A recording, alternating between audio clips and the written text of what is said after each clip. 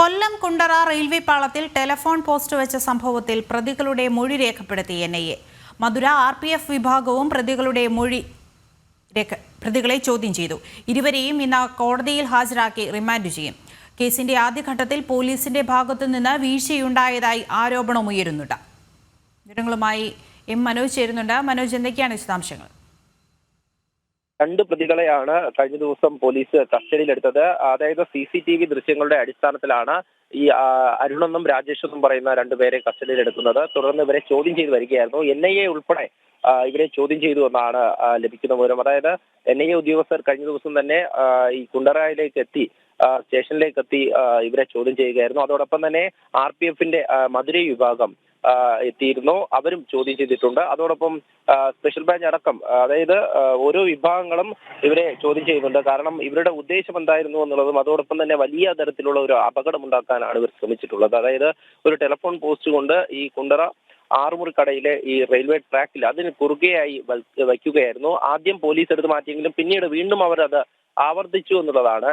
അതിൽ തന്നെ പോലീസിന്റെ ഭാഗത്തു നിന്നുണ്ടായ വീഴ്ച. എഴുകോൺ പോലീസാണ് ആദ്യം ഈ സ്ഥലത്തെത്തുന്നത്.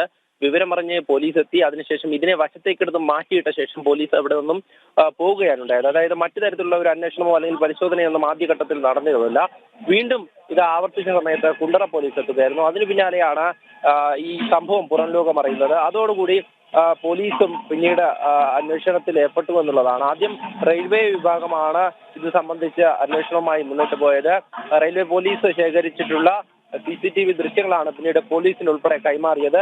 അപ്പോൾ പോലീസിന്റെ ഭാഗത്ത് നിന്ന് ആദ്യഘട്ടത്തിൽ ഒരു വീഴ്ച ഉണ്ടായി എന്നുള്ളതാണ് ഇതിലൂടെ വ്യക്തമാകുന്നത്. എന്തായാലും പ്രതികളെ വൈകുന്നേരത്തോടു കൂടി തന്നെ പെരുമ്പുഴയിൽ നിന്നും കസ്റ്റഡിയിലെടുത്തു.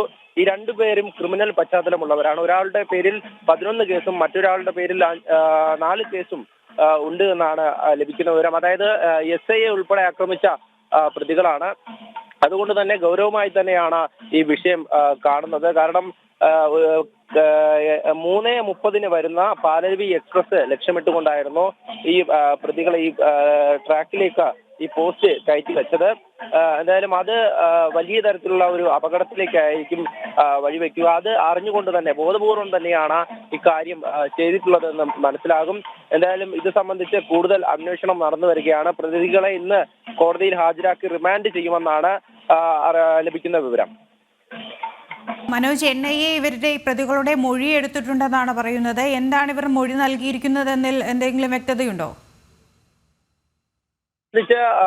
ആദ്യഘട്ടത്തിൽ പോലീസിന് പരസ്പര വിരുദ്ധമായൊക്കെ മൊഴി നൽകിയിട്ടുണ്ട്. മറ്റു കാരണങ്ങളാണ് ഈ പ്രതികൾ പറയുന്നത്. അതായത് ആക്രിക്ക് വേണ്ടി തങ്ങൾ ആ ഒരു പോസ്റ്റ് അവിടെ കൊണ്ട് വച്ചു, അത് മുറിച്ചു കിട്ടാൻ വേണ്ടിയിട്ടാണ് എന്നൊക്കെ രീതിയിലുള്ള മൊഴികളാണ് പറയുന്നത്. പക്ഷേ ഇത് അപകടമുണ്ടാകുമെന്നുള്ള ഉദ്ദേശത്തോടു കൂടി തന്നെ ആയിരിക്കണം ഈ പ്രതികൾ അവിടേക്ക് ഈ പോസ്റ്റ് എത്തിച്ചിട്ടുള്ളത്. അതായത് ഒരു ട്രെയിൻ പോകുന്ന ആ ഒരു പാളത്തിൽ ഏതൊരു വസ്തു വെച്ചാലും അത് അപകടത്തിലേക്ക് നയിക്കുമെന്നുള്ളത് തന്നെയാണ്.